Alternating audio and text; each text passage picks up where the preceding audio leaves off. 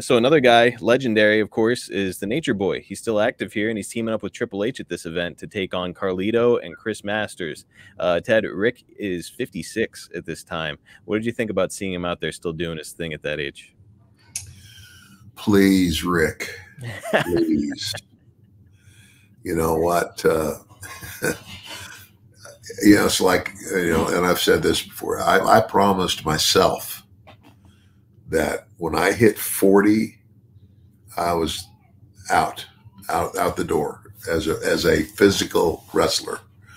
My dad being such an outstanding athlete that he was in his early life, and then dying of a heart attack in a wrestling match at the age of 45, Mm-hmm. it ain't going to happen to me. And so I just, and I don't know, maybe things were a lot better. I mean, were a lot different, during the early years of wrestling where my dad was. I don't know. But 56, and the amount of bumping. Yes. It's like, guys back here, if you go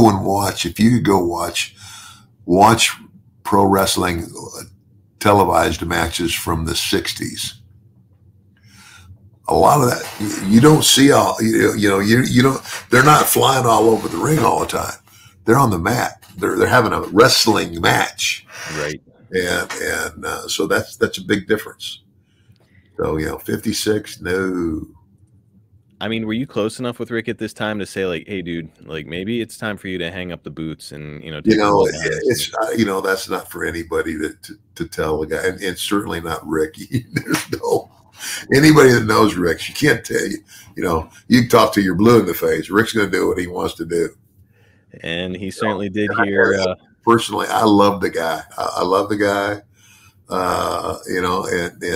and he legitimately was one hell of a worker. There's no denying that. But Rick wants to be the center of attention. I think I might have told you this too, but the deal, it's like, he come in and, like almost wave it in there, and he says, "Around for everybody on the Nature Boy." And so he'd buy everybody a round, right? Mm-hmm. And so I would do that too. And I got Rick over it. I said, "Rick," I said, "there's one big difference between you and me."